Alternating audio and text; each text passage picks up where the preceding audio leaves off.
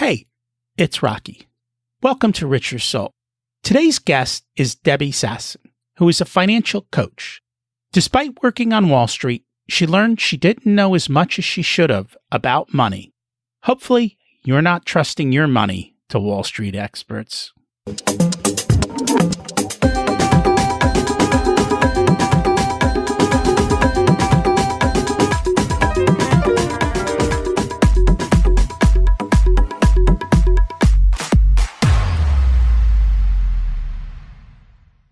Imagine it's 12 months from now, and you've achieved your major life goals.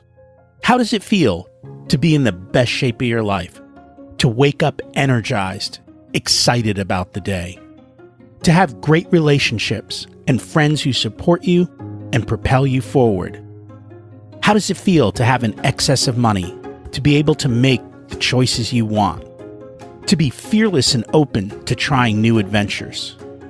Imagine being connected to the universe and it providing everything you desire. It's possible over time, and your past does not dictate your future. The only thing holding you back from this vision is you.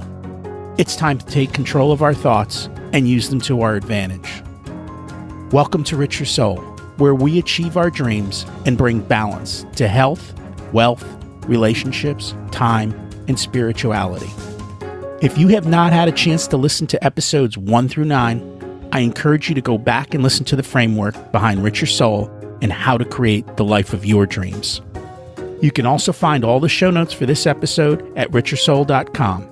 While you're there, you can sign up for a monthly email where I share the best articles I read this month, let you know about upcoming episodes, and share a little wisdom. You can also listen to coaching calls under the Coaching Calls tab.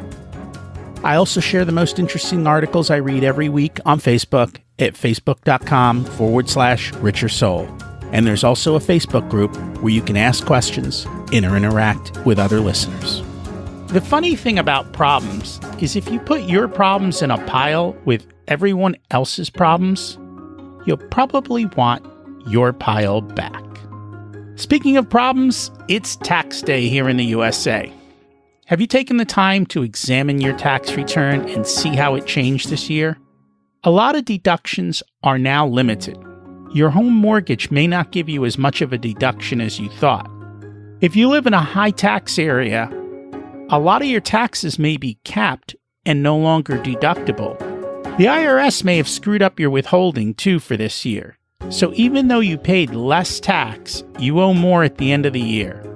Speaking of that, don't look at the refund. Look at the total taxes paid and what can help to lower your overall tax bill and what items you thought might be affecting your tax bill that no longer are. We're all in a unique situation, and so you need to understand yours. General tax advice may not apply to you. For me, taxes are my number one expense by a massively large magnitude. And so I want to do my best to lower them as much as possible. That's why I read and understand the tax code, and then I have experts to look over my shoulder and make sure I didn't miss anything. Having an expert to keep you on track is a sure way to make sure you're successful. Debbie Sassen has become a money expert. 11 years ago, she left institutional finance and began working with individuals to help them find order and empowerment in their personal and small business finances. Debbie is a certified financial recovery coach and an EFT practitioner.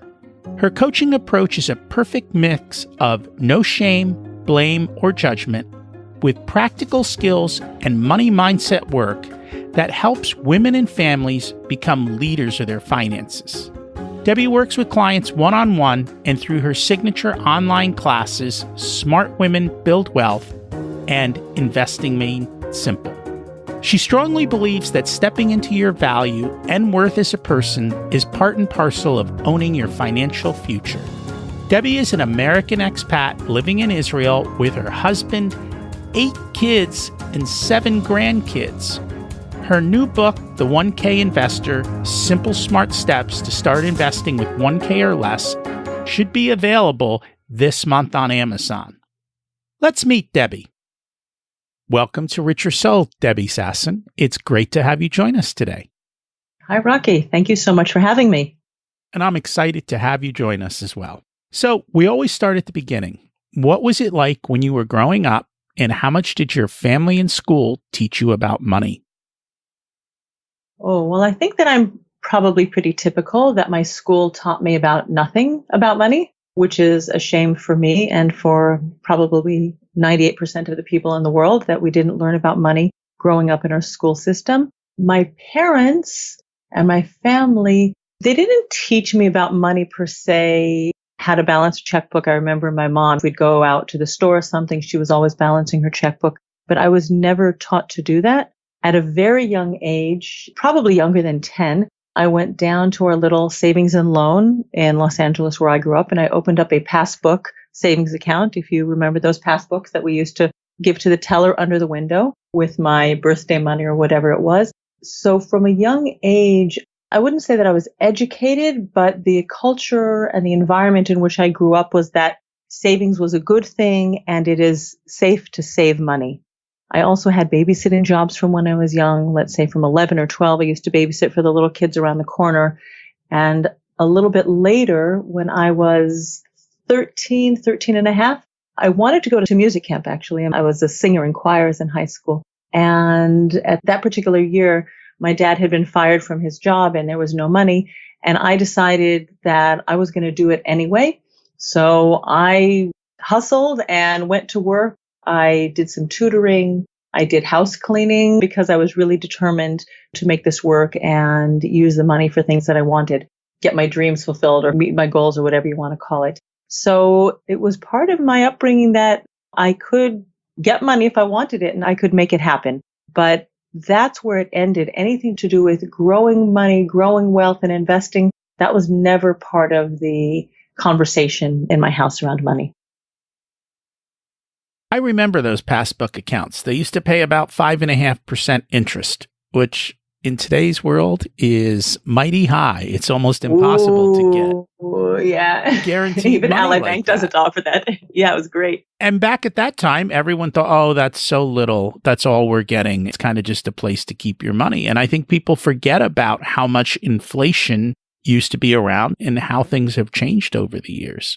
But I do remember those books, and you'd take them in and they'd put them in their little printing machine and it would add another line. And you literally could see your whole life history of money with that bank, of money coming and going all the time. And I think that visual probably helps you to connect more so with the money. I would agree with that. I think as a child who's saving, it can give you a very empowered feeling that, oh, look what I have. Even now, I have the bank of mom and dad on my Excel spreadsheet at home. And when my kids have money, I put it in my bank account because in Israel, where I live, there is no such thing as opening up an account for a 7-year-old. You can get a youth account when you're about 14, but I just put it in the bank in my name and I keep it on an Excel spreadsheet. And my kids will come to me from time to time. Can I see how much I have? Because it is a good feeling for them to see and to notice how much they have and to know that it's growing. Absolutely. And it's funny because I've used software forever to track my expenses and everything else since probably the early 90s. And so now I can sit down and look at, I don't know how many years is that, almost 30 years of data. I can look at almost 30 years of data to see how my spending has changed, grown, how my savings have dramatically grown, and kind of watching the hockey stick curve and seeing how it all comes together. So I think that's an important part of life, is to keep track of those things. And I don't know that people really always do that. I don't think they do. We're in a generation in which money, it's like digital dust. I think all the apps that people get on their phones these days, like Digit and even tracking with YNAB or whatever it is that you can get on your phones or on your computer, are wonderful.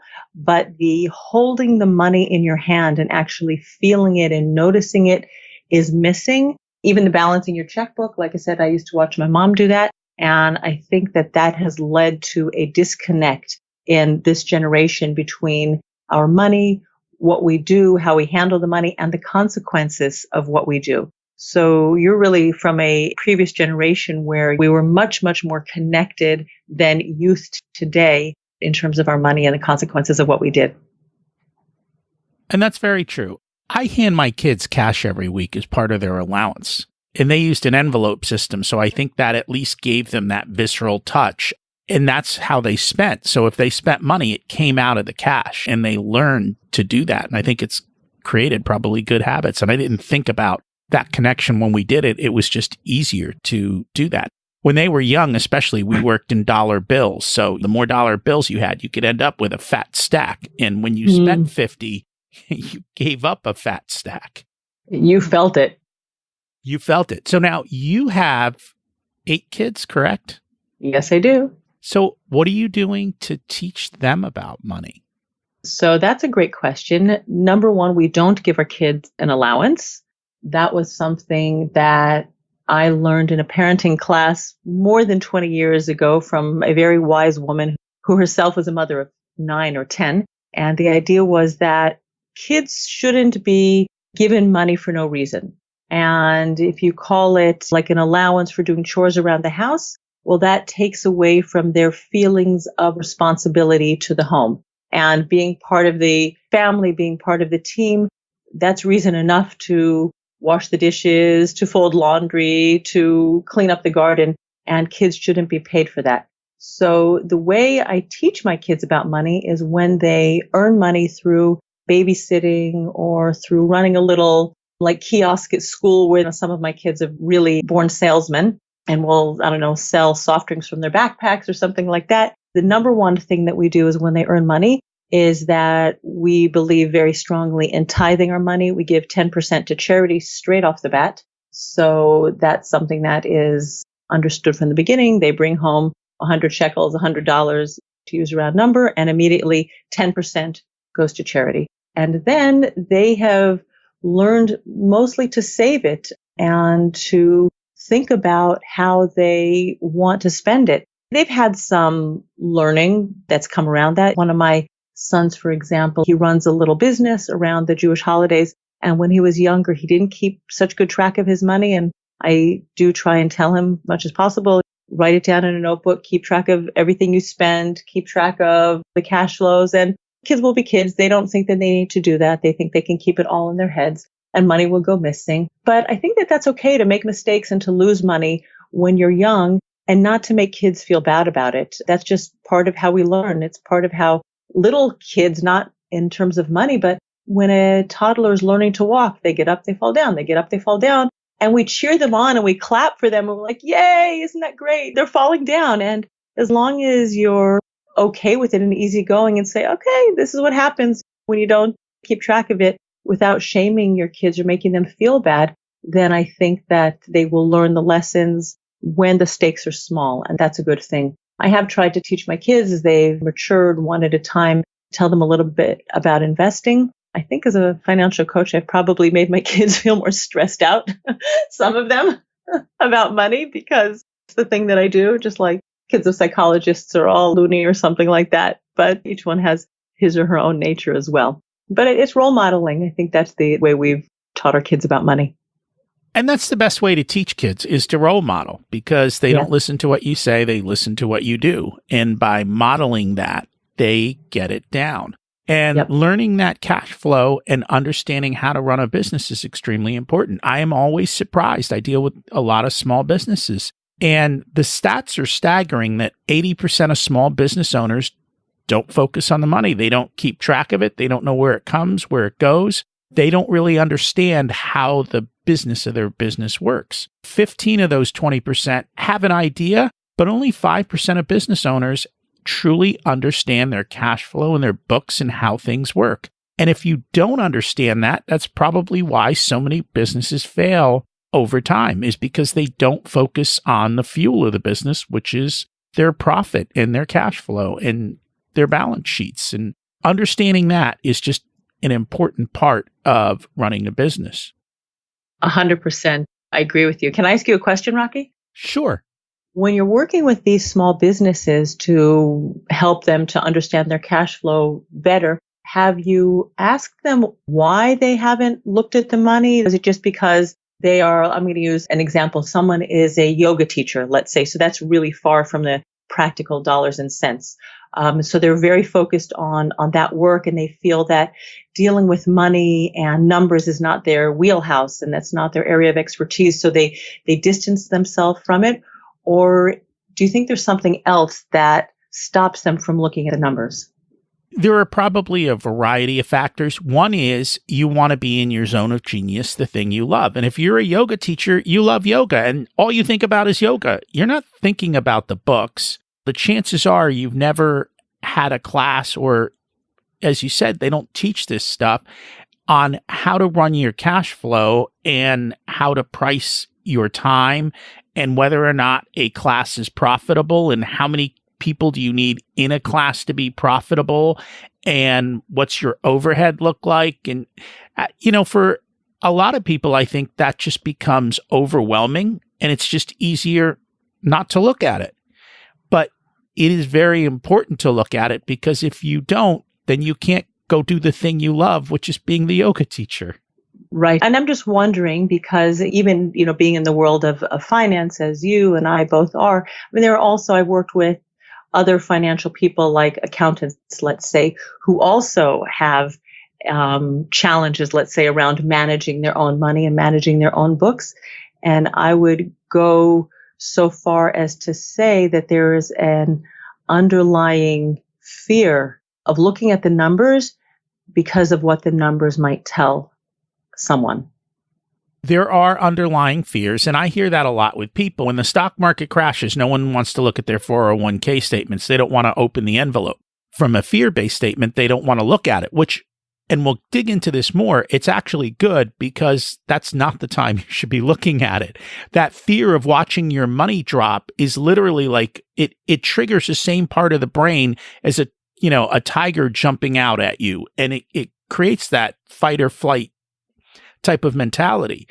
And so it's probably better that they do ignore it at that point. But in business, you can't ignore it. And I think that's the problem. It sets off certain parts of our brain, and you've got to remove the fear. And there is a lot of fear around money, I think, for a lot of people. And there's a lot of lack of understanding. And so if you don't understand the language of money and what it means, and then there are all the emotional ties with money. Everyone's carrying emotional baggage of a million different things. Money and emotions especially are very high because when you're a little kid, your parents are constantly hammering you about money without thinking about it.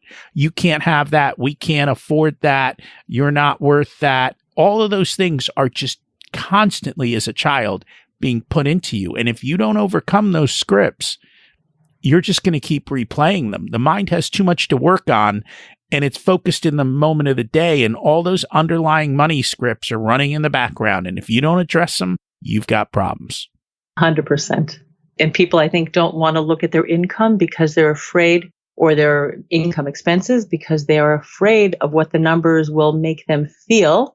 They'll feel worthless. They'll feel like they should have been able to, have made more money already. They'll feel like everybody else has figured it out, but I haven't figured it out. And what's wrong with me? And even as you said, 80% of the business owners aren't doing this work. We're all in our own little world and we're assuming that everybody else has it all figured out and it's just us. So we're feeling very alone and very ashamed. And that's true. And I don't think that's at all true. And I think that's one of the things in the US, I'm not sure how much it is in Israel, but I think people judge their worth by their job and their income and their title. But that's not your worth. That's the wrong societal message. And you need to break away from that and to understand that that's not necessarily the case. That's not your worth as a person. Correct. So we did something a little different with our kids. We did the giving away charity, but we did put money in their hands when they were little. And we didn't tie it to chores because if you tie it to chores, like you said, you have to give for the family anyway. And number two, it created all of these money scripts between, well, you didn't do your chore, you don't get money, and you were bad, and now bad and money are in the same sentence. And we gave them the allowance with no expectations, only so they had the money in their hands to use. But then we stopped buying them stuff. So it wasn't like we gave them money and we bought them stuff. It was, here's your money. You want candy? Go buy it yourself.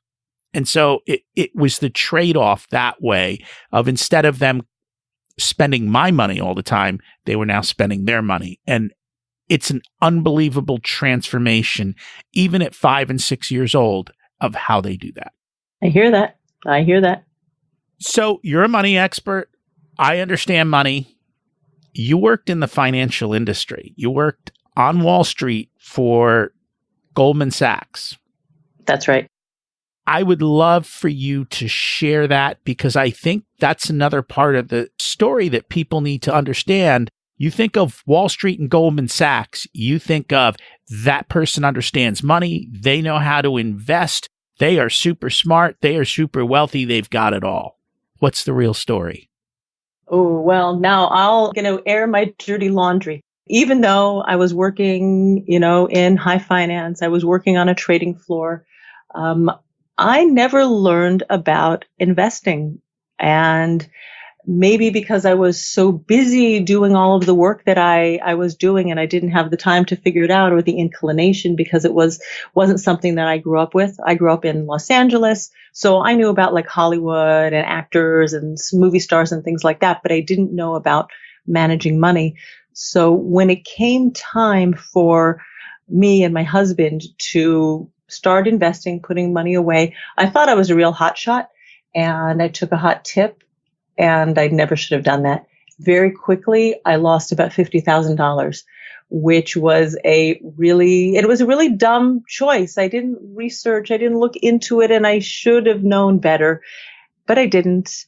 And that was really when I started I made the decision that I need to get smart about money. How embarrassing that someone who's working in the financial world it doesn't understand what's going on. And I started reading, I started, scouring the internet and learning everything that I could about managing money better. And I didn't need the sort of the day-to-day, month-to-month cash flow sort of money information, because we were already good at that. My husband and I are both, from our upbringing and by nature, we are savers much more than spenders. But investing was a new nut that I had to learn about and wanted to crack. And I learned, and I took back power. I had given some of our money to an investment manager who, this is in addition to that $50,000 loss. We'd given money to an investment manager who was churning our account, and we were paying high fees for all of the, trades that he was doing. And I decided it was time for me to learn about money. And I took that account back. And now, thank God, we have our money in index funds. I love market index funds, passively growing my money, our money. And it's been a very, very positive change and good decision for our family. So were you the norm on Wall Street, or were you the oddball in that you didn't understand investing? Well, by the time I made that stupid mistake, I was already living in Israel. And when I was working, after I left Goldman Sachs, after I moved to Israel, I was working at the Bank of Israel here. That's our country's central bank. And I was working in the dealing room where we managed the country's foreign currency reserves. So I was doing portfolio management. I remember asking some of the guys at the bank in the trading room, what to do about money and investing. And I wasn't given specific advice. It was like, oh yeah, go down to the bank and speak with them.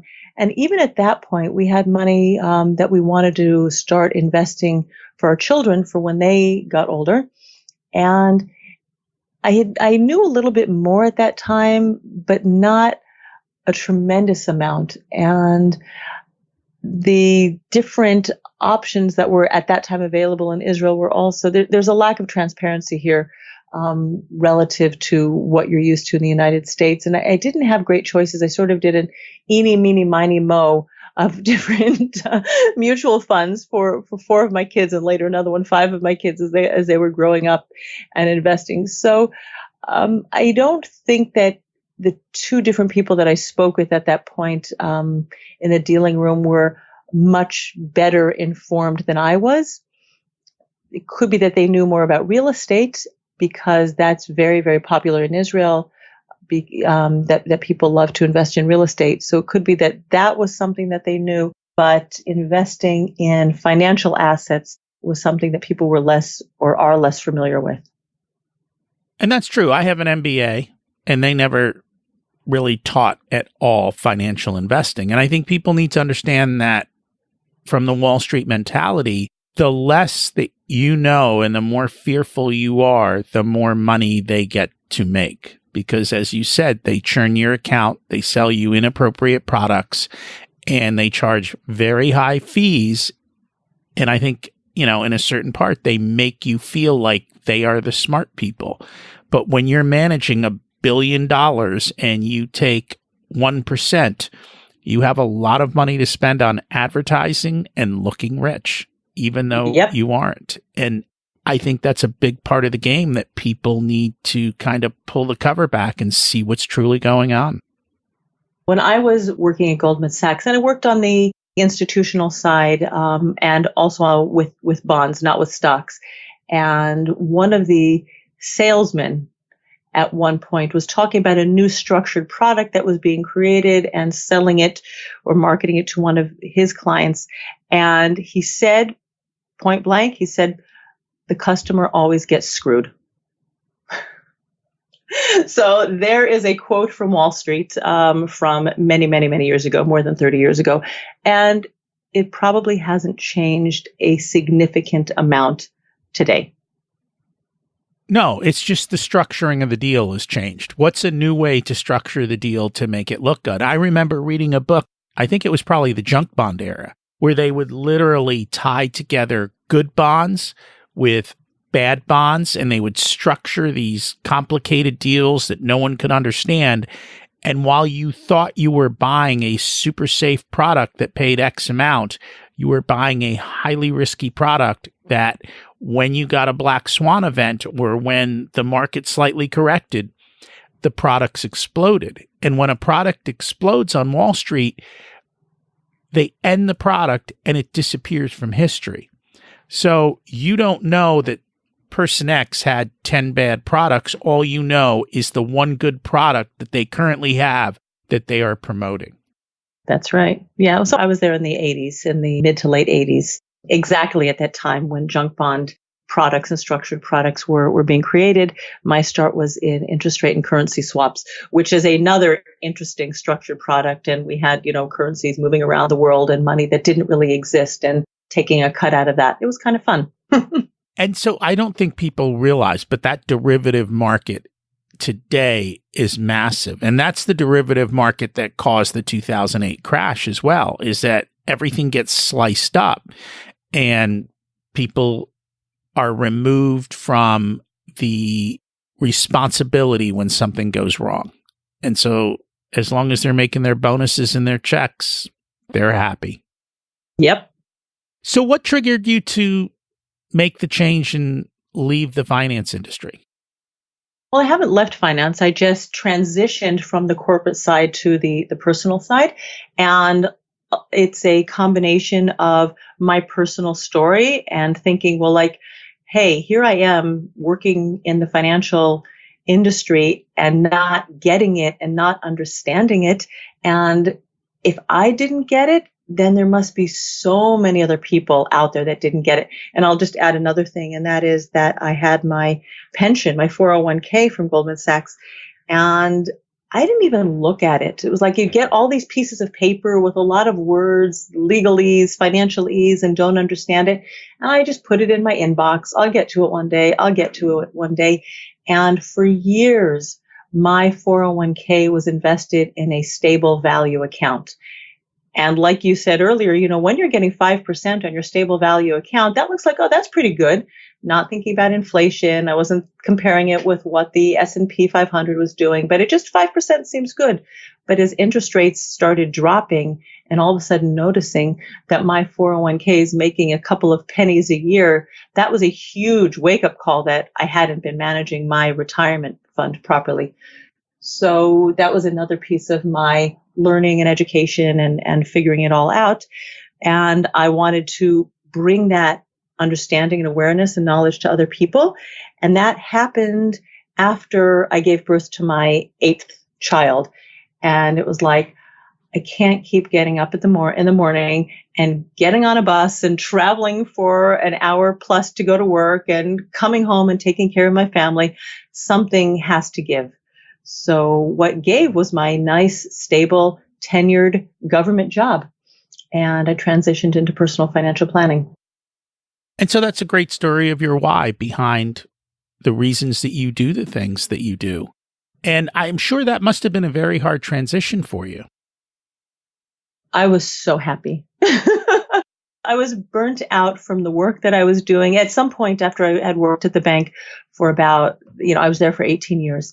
And about halfway through, I moved from the trading room to the economics department. And when I was in the trading room, it was like all the hustle and bustle. I mean, it's small. It's a teeny tiny size of what a Wall Street trading floor looks like. But that was really fun and enjoyable.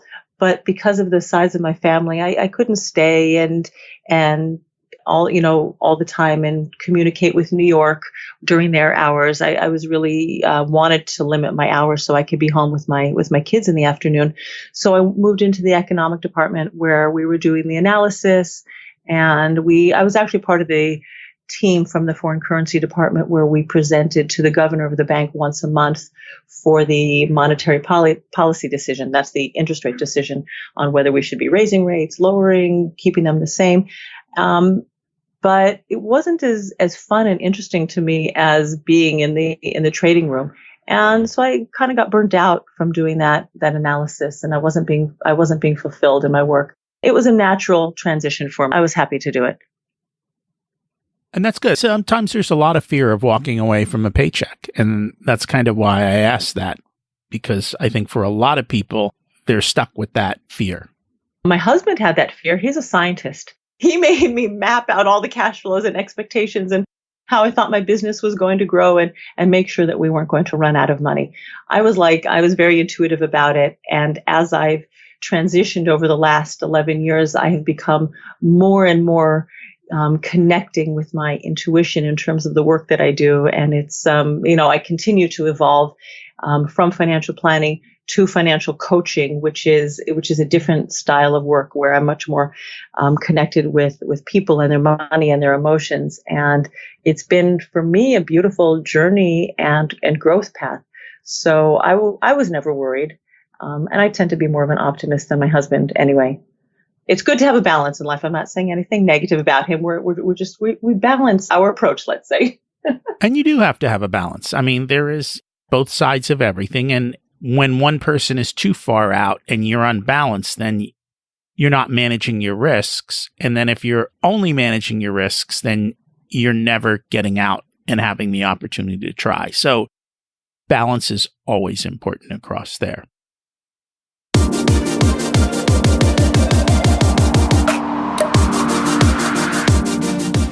We'll be back with Debbie in a moment.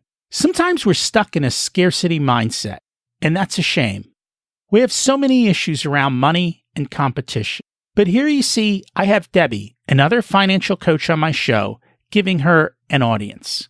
There is abundance, and we can share because together, everyone has more. We talked a lot about focusing on the numbers and our emotional feelings with money. If you're running a business, it's imperative to keep an eye on the cash flow and balance sheet. If this makes your eyes glaze over, then you need someone to help you focus that understands how you feel and can make numbers fun and easily understandable. That's part of what I do in helping small business owners ensure that they are profitable so they can spend their time in their zone of genius and on the fun parts of the business. Do you need help focusing on your numbers? Do you want a second opinion from someone who is unbiased about the choices you are making? Reach out and see if I can help you on an ongoing basis, or maybe just with one business decision you need to make today. It's Rocky@richersoul.com. And now, let's get back to our amazing conversation with Debbie.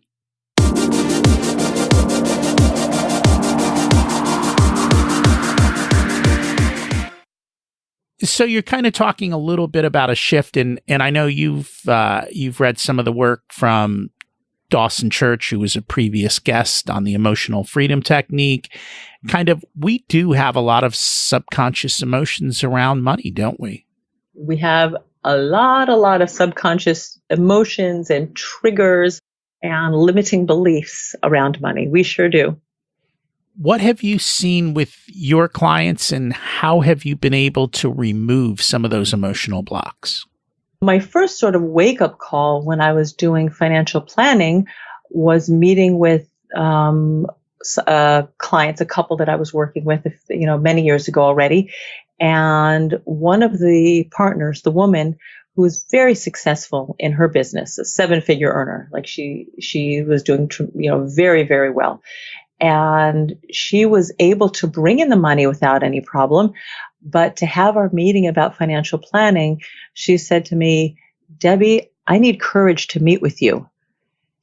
And that was like, wow. It never occurred to me, coming from that matter-of-fact corporate world, that people would need courage to deal with money on their own personal money. And so I began a journey of wanting to figure it out. Like, what is this courage that people need about money? And, emotions that I meant before, the shame, the feeling of worthlessness, and not getting it right, and fear of risk and lack of control. And so I became a certified money coach through the Financial Recovery Institute that was founded by Karen McCall. And that was 3 or 4 years ago, I think, already. And then more recently, like you mentioned, Dawson Church, I am a certified EFT practitioner, which is also commonly known as tapping. And that is an amazing way of helping people to get in touch with their subconscious beliefs around money and to release them and to dissolve them. And I really believe that if we're holding on to these negative emotions and limiting beliefs, it's hard to step into a feeling of abundance. We hear about affirmations and journaling and all these, wonderful things like money. You can say an affirmation: money flows to me easily, and I welcome in money from all different sources. And we can try to feel very positive about money. But when you have these underlying subconscious negative, this negative programming that we have around money, and you try to combine it with these positive affirmations, there's like a dissonance. There's a disconnect between our vibes, and you can almost hear it like on a piano or a guitar or something like that. That dissonance effect that you like squish your eyes up and like. And so I really believe that in order to step into that feeling of abundance, we have to get rid of those emotions and feelings and beliefs that are holding us back. And it's true. And they don't just apply to money. I think they apply to every area of our life. They can apply to food and to relationships and to our self-worth and a whole host of different things. So the cool thing is once you learn how to control your subconscious mind and reprogram it in one area, you then have the ability to do it in any area. And that's truly when abundance takes place. And as you mentioned, I'm always surprised, and I realize that disconnect. There are a lot of people in this world who are really good about making money. If you're online, you see all these online business owners, and they're making millions of dollars. But the reality is they struggle like that client of yours. They can't hold on to the money. So while they're good at bringing it in, many of those people are horrible at holding on to it and actually creating wealth. And when you talk to business owners especially, they all focus on cash flow. And yes, cash flow is very important. But what's more important is your balance sheet and how much you actually are able to kind of remove and build wealth and assets from your business, because we all have struggles in life and we all face issues that come up. And if you're running a high cash flow business and you're not prepared for the downfall or a recession or for a health issue or anything that may come up, that little hiccup can easily topple the entire business down. For sure. Yep. And I think it has to do with, as I said, that your programming or your financial identity. And many people that we see in the online world, and of course it's all, Facebook and flashy, and we never see what's really happening under the surface. It's all a manufactured and manicured life that we see and we don't see under the surface. But if your financial identity is someone who came from, let's say, the middle class, where money didn't flow freely, you all of a sudden you stepped into this business, or you worked. I don't want to poo-poo that they've done something to get to 7 figures or high 6 figures or whatever it is, but if you've taken a huge step up from where you grew up, you're still holding on to your programming from your childhood and from your youth, which is probably, people like us don't earn a lot of money, or there's never enough. You were talking about, your kids and messages like, oh no, you can't have this, you're not worth that. It's not a priority in our life right now. And these messages like stay inside of us. And again, until we can let them go and welcome in newer messages, then it's very possible that people who are earning a lot of money are not going to be able to hold on to it. And probably the quintessential example that we know, whether, it could be an athlete who has made it really, really big and, signed a great contract for your football, baseball, whatever it is, and, earns a lot of money, but it disappears very quickly. Or a rock star, movie star, lottery winners, like people who have big windfalls very quickly, but haven't had the time to adjust their financial identity. Their hands are like Teflon. The money just slips off very quickly. And that is very true. You have to do the inner work. So you also believe kind of in the connection between the universe and God and money. How does that manifest itself? I'm a believer in God. I believe that God controls the universe. So when people say they believe in the universe, I'm like, oh, I go one step higher. I believe in God. He created the universe. So God is abundant. There are no limits on what He is capable of giving to us. And I believe that very, very strongly. And it's part of my message. It's part of who I am. It's part of my belief system, and I do believe that where we set our intentions, and if they're good intentions and they're worthy intentions, that he has a good track record. He wants good for us. He wants good for us in the world. He doesn't want us to be limited by money. And I don't believe that money is dirty and evil. I don't think that I'm 100% complete with that, because we have programming, again, from our childhood, whether it's reading, 101 Dalmatians and the villain is Cruella de Vil. Like, those are very strong messages. So I don't want to, suggest that I've 100% eliminated those messages from my childhood. They're there, and I have to work on dissolving those beliefs as well. But certainly my conscious mind believes that God can give us anything and everything. I'm working on my subconscious too. And I think that's the thing that people need to realize, is that you have to constantly work on it. It's like peeling an onion. There's always another layer, the next step, and we all hit roadblocks and we get stuck in a layer. And sometimes we just need help to just peel back that next layer and to look at things slightly differently. And it's like, once you do that, like a whole nother level of abundance appears, and it becomes so much easier to be able to take that step forward. 100%. And you said get help. And I do believe very strongly that it's so hard for us to do our own work. It's really hard. Our brain, our subconscious is programmed to protect us and stop us from feeling pain. So if we need to dig a little bit deeper, peel another layer of that onion, and it's painful, we will stop. We won't go there. And that's why even this morning, you and I are having this call and it's now 4:00 in the afternoon, my time. This morning, I had a 2-hour session with an energy healer, and we were clearing some of my programming, doing some ancestral healing and clearing around some of my money blocks because it's work that I couldn't do by myself and I can't do by myself. And that's very true. I just had a session with someone very similar a couple weeks ago, and hopefully I will have them on as a guest in the future.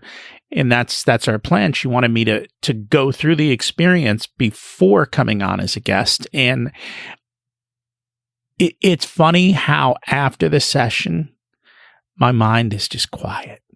Whereas I am an ADD person constantly, and I'm seeing a lot more quietness and just, being in the space. And so it's been very helpful to keep doing the work, and I'm constantly doing the work. I love that. So I know your focus is more on women, and I heard you say something interesting, which is that most women die single. And I'm assuming that's because men die early. Is that correct? It's really threefold. Okay. Women who partner up with men, we tend to marry men who are a little bit older than we are. All three of my daughters actually married men who are a few years older. My son got married a week and a half ago, and his wife is actually 10 months older than he is. So it's not 100% true, but mostly I think the norm is that women marry men a little bit older, and men have a shorter life expectancy than women. So women who are married to men will tend, on average, to die single. They'll live longer than their partners. And then, of course, there's divorce. So women who are single by virtue of divorce, and women who never get married, or they're, if they're partnered with other women, then it's going to be a crapshoot on who's going to go first. But most women, for three different reasons, will end up managing money on their own, being single and having to manage money on their own at some point in their life. And so I think that's all the more reason that it's important for women to be involved in the financial decisions, to know what's going on, and to make sure that their future is secure. I mean, I've heard stories, and I had one person who the husband died early, and by early, I mean, I think the kids were still in high school, and she had thought the whole time that there was money and the business was successful and everything was good. And literally what she found out was there was no money. There was money owed to the IRS. And that's unfortunately a lot of business owners don't remember to set aside their money for taxes because it's not their money, it's the tax man's, and you need to segregate that up front. Yep. And she was in a world of hurt. I mean, they had to sell the house, and her entire life fell apart because she was unaware. And I think that's part of it. In a relationship, you have to have the money conversations. And for women, they need to understand money, because even if, I don't know what the average ages are, but let's say men die at 77 and women die at 83, and your husband's 2 years older, you've got, 6 or 7 years of life there that you need to deal with. And as fast as the world is changing, I don't want to be 77 years old and trying to figure out how I'm going to pay for stuff. I'd rather have that planned and be done and settled long, long before in life, so it isn't a worry and I can just enjoy retirement. I couldn't agree with you more. And unfortunately, I don't think there's a lot to do for women today who are in their 70s or beyond, because they grew up in a different generation, and that adage, you can't teach an old dog new tricks. I think it holds true for most women. One of my clients, for example, she's 78. She doesn't even open any of her financial statements. She puts them in an envelope and sends them all to me so that I can take care of her money for her. Some women do manage. I've heard beautiful stories of women who became, widowed at the age of 70 something or 80 something, and they felt that their stockbroker was trying to pull the wool over their eyes. And so they took back control and figured it out. But that's the exception rather than the rule.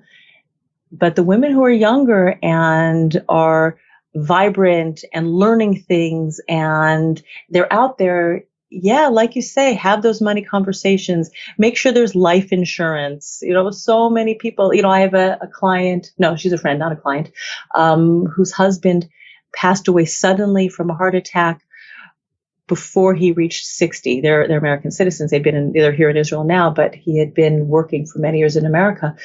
And she couldn't get any Social Security from the IRS because he was not yet 60, or she was not yet 60. I forget the IRS regulations. I guess she was not yet 60. And so you've got to have those uncomfortable what if conversations. What if I get hit by a bus today? What happens if tomorrow you don't wake up? And they're not fun to have, but they're so necessary. And if you really, really, really love your partner deeply, then this is the best way you can take care of her or him. I mean, I have a client who his wife passed away from cancer about a year plus ago. And so he was left with the life insurance policy, and he's in a great financial situation now. He obviously has to take care of the kids by himself, but they had those conversations and he's well taken care of. And we don't know what tomorrow holds. So let's do this stuff. Absolutely. It's all part of the financial plan. And as you said, people tend to ignore certain parts. And that's why having someone to hold you accountable is important. Yeah. I will say, and this has nothing for you, but people can give the delegation of their money over to someone else, but you can't give responsibility to someone else, in the sense that if you're going to let someone else handle your money and you're not aware of what's going on, that is where the horror stories come from. One day you wake up and realize the person you were dealing with embezzled all your money. And we've heard those enough. And that's why you have to keep a close watch and authority. You can delegate the tasks, but you have to be aware of what's coming and going, because nobody cares about your money more than you do. I say that same exact line. Hey, did you steal that from me? And I think it's an important line. And I think it's one that people don't always realize. You can delegate the bookkeeping. You can delegate the paying of bills. You can delegate the investing, but you still need to keep track of what's going on and making sure that it's appropriate. Agreed. Yep. I've also heard one of the things that you talk about, and that kind of ties into this, is money is a self-care practice. What does that mean? You and I, Rocky, we both know that there's a tremendous amount of anxiety and stress around money. But when we take responsibility for it, just like you're saying now, and we understand what's going on, and we're willing to peel back the layers of the onion, look under the hood of the car, whatever analogy you want to use it, and really understand it, then we can reduce the stress and we can reduce the anxiety. And there are so many other things that we people globally do to reduce anxiety and stress, whether it's a massage or going to the gym and running or yoga practice, meditation, that we take on ourselves to help reduce stress and anxiety. But hey, if we can take care of our money and reduce our stress and anxiety that way, wouldn't that be amazing? I mean, the American Psychological Association says 75%, give or take, of people feel stress around money. So what can we do to help to reduce that and alleviate, some of that stress? Let's take care of it. Let's open up our financial statements and figure out what's going on. And that way we won't have to worry about the next stock market crash or what happens if our spouse passes away unexpectedly. When we take responsibility and take charge, we'll feel really, really good about ourselves and our money. So that's why I call it a self-care practice. And that it is. I think for a lot of people, the biggest thing is getting started. I think most of the listeners here have their finances in order, but they've all got family members that they're all like, how do I get this family member or this friend or someone else to kind of start taking action, and how do you share information? I think you have a new book coming out, The 1K Investor, Simple Smart Steps to Start Investing with $1,000 or Less. So that's kind of a perfect, that first step type of a book. Can you share a little bit about what that is all about and why you chose to write the book? I chose to write the book specifically for women, although men are more than welcome to read it. But as I told you, it has my picture on the front. So hopefully it will appeal to women who will feel less vulnerable and less intimidated about money because there's a nice, welcoming, smiling woman on the front cover, and some of the other books around that I have on my shelf might have a colder feel about them. And women anyway feel more intimidated and vulnerable. And we have that image in our mind of that guy in his office in his dark suit sitting behind a mahogany desk. So money has a very cold feel about it. So hopefully this is more inviting. And it really starts at the beginning, talking about those childhood experiences and memories, and really getting us connected with our money lineage as much as you can in a small paperback book, but going through the steps of educating in a non-financial jargon, financial lingo way, because that also is off-putting for many people. It sounds like Chinese or Greek or, Hebrew, some language that they don't understand. And I actually feel that people could understand the financial lingo pretty easily. I mean, most of us, if we have a medical issue, we will Google for hours to figure it out, and we'll learn about all those long medical terms and we'll master them for the time that we need them. And that was my personal experience when my husband had cancer. I mean, I learned about the difference between seminoma and non-seminoma cancer cells and blah, blah, blah. So we can master financial lingo that we need, the simple, basic stuff that you need to get started. And a lot of the what we have to do is just get started, like dip your toes in the water, put $1,000 into the financial markets, put $500 into the financial markets, because then it becomes less scary. And then we feel, when we're doing it ourselves, we feel like we need to take that responsibility. And it's that first step, it's like you're sitting at the side of the pool and the water, you're not sure, is it warm? Is it cold? How am I going to feel when I get in? Well, jump in and see. And it might feel a little bit cold at first, but once you start moving your arms and your legs, you're going to warm up pretty quickly. And that's, an analogy that I love to use. And I say, you can't learn to swim by sitting in a lounge chair at the side of the pool. You got to get wet. And the same thing with investing. You've got to start. And just like I used that analogy of the toddler who's learning how to walk, it's okay if you make mistakes. And the stakes are very small when you're starting with small amounts of money. And just give yourself some grace, be compassionate. And if you get into the market at the wrong time and all of a sudden we hit a stock market crash, you lost a little bit. You didn't lose $500,000. You didn't lose your entire 401k.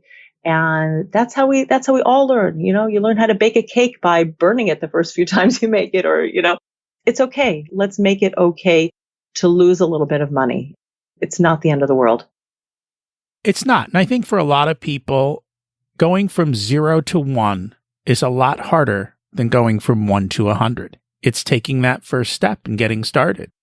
Yep. And especially in the world of finance, the biggest risk that people have in the world of finance is time, because the longer you wait, I usually say, about every 7 to 10 years, you lose a double. And so what that means is if you're going to be 65 and you end up with $1 million, if you had started 7 years earlier, you would have $2 million. And if you had started 14 years earlier, you would have $4 million. So those 14 years of inaction cost you $3 million in that example. You can't wait. No, and that's mind-boggling. And I do have the rule of 72 in my book. So that's where you get your calculations from. And it's mind-boggling how much time plays a part in the growth of your wealth. It plays a very important part. And that's why taking action and getting started, even if like a little kid, you fall down 100 times learning to walk, it's okay. When you're starting small and with so little, it really doesn't hurt. Yep. Is there anything else that you wanted to share on the subject of living a richer, more meaningful life, but didn't get a chance to? I think that if people would get in touch with what they really, really need versus our wants, and this goes back to a lot of self-worth issues because we buy things, we go shopping and whatever because we feel like whatever we purchase is going to make us feel better. And there's that, you swipe your card or you buy something new and there's that dopamine release in your brain that makes you feel good, but it's really short-lived. And personally, I took on an experiment for 2019. I decided I was going to go on a, year-long no shopping challenge for clothes, shoes, books, and makeup. And even when my son got married in February, I didn't buy anything. And you know what? It's really liberating just not to get caught up in the rush of having to go and buy something and wear something new just because we have this beautiful family celebration. And people should try an experiment like that. Try it for a month and notice what changes for you. I will say that the first month I walked through the shopping malls in January and all the sales were going on. And I did feel my heart pounding a little bit like, oh, that's on sale, that's on sale. But now I'm not feeling anything. I'm like, oh, great. I didn't waste any time going shopping and I have everything that I need right now. And that's how I'm feeling more abundance, by connecting with that message. And I think that's true. You need to reset yourself to a new normal. Yeah. And that just takes stepping out of your comfort zone, trying something new, and doing that. So I was going to ask, based on our conversation, what's one action step people can take to move forward this week? Is that a good one, or do you have something else in mind? I think that's a great one. Try it and see what comes up for you. And it'll be pretty eye-opening. And I think that another action that people can take is to take a piece of paper, write down on that piece of paper how much money you have in savings right now. And I'm not talking about your retirement account, your IRA, just what's in your bank right now. And take a look at that number and feel into your body. And what are you feeling about that number? And what's fascinating is that so many people look at it and feel like it's not enough. I feel unsafe. I feel ashamed that I should have been, more ahead right now. And whatever feelings and thoughts are coming up for you when you look at that number, that's really important information about your emotional connection with money. And that will give you the fodder that you need to take the next steps to overcome those, to clear those, and to develop and heal your relationship with money. And I just got an email from a listener who basically kind of said the exact same thing. They started to look at their relationship with money and how it was making them feel and learning to overcome those feelings. Because at the end of the day, money is nothing but a tool, and you just need to learn to use your tools appropriately and not be emotionally attached to them. Right. I've said in a webinar a few years ago, I said, nobody gets emotional over a hammer, right? A hammer is there to drive in nails or to pull them out, but we don't get emotional about hammers. And money is just there to get us and buy us the things that we need and that we want. And we shouldn't have to be so emotional about it. It's hard because the safety and security is really, really strong. I mean, think about Maslow's hierarchy of needs. That's the bottom layer of that pyramid. And if we don't feel safe and secure, then we will be triggered by money. But it would be wonderful to get to a stage with whatever amount of money you have in the bank where it's not emotionally triggering. And you just know that this is what I need to help me to buy food and to pay for the rent or the mortgage. And this is the tool that I use to get me where I want to go in life. And that is great advice.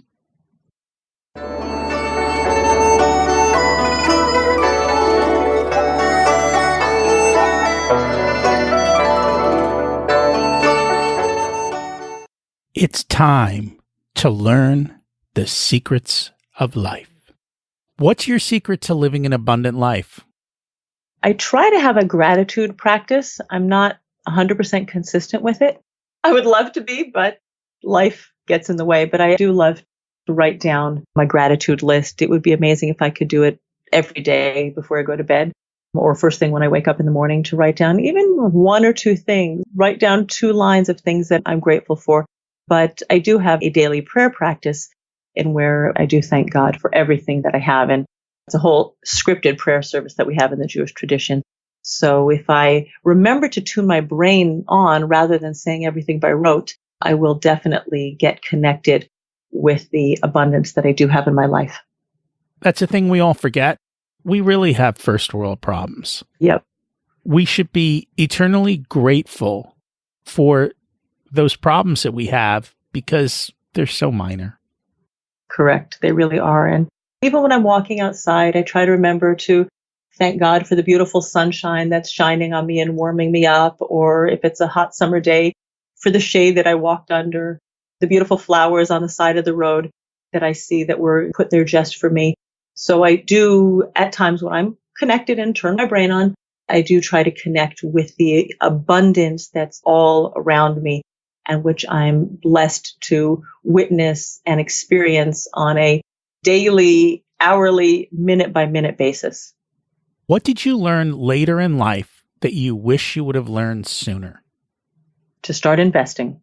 You said it, Rocky. If I had only known at 20 that I should put money into a Roth IRA, wow, that would have been amazing. Why didn't I learn that? Why don't they teach that to you in high school?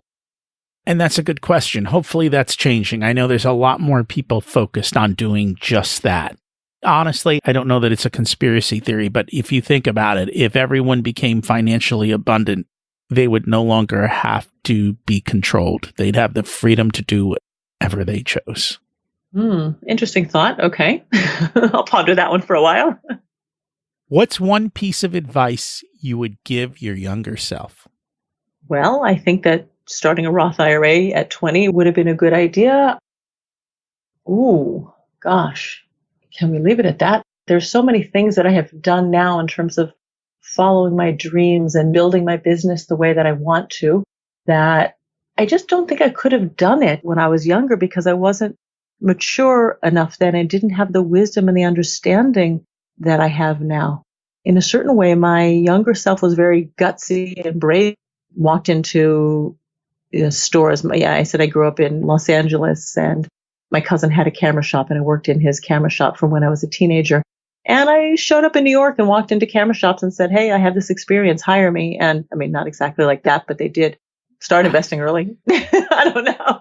And that is a great advice. And I think that's the other thing, though. You have to go through the struggles of life to learn wisdom, to understand things. And it's a process and you can't skip it.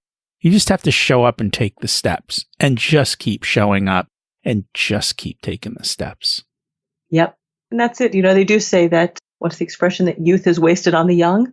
But I wouldn't be who I am today and where I am today if I had this, where whatever that package of this is, when I was 20 or 25 years old. I needed to go through all of those steps and to be appreciative of that. That's part of the abundance also, is to be grateful for everything I've experienced. I don't believe that God makes mistakes. Everything that we experience and live through is here for a reason, to make us into the person, the more complete and whole beings that we are today.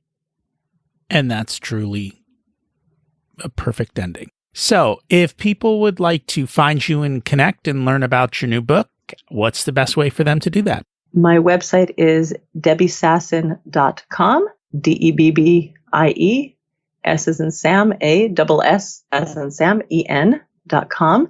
My book should be available on Amazon. It's going to be Kindle Direct Publishing from the middle of April or maybe May 1st at the latest. I'm very hopeful. It's in the process now. And that's always a difficult thing to do. And I always encourage people. People spend a lot of time telling you their secrets and their learnings and everything else in a book.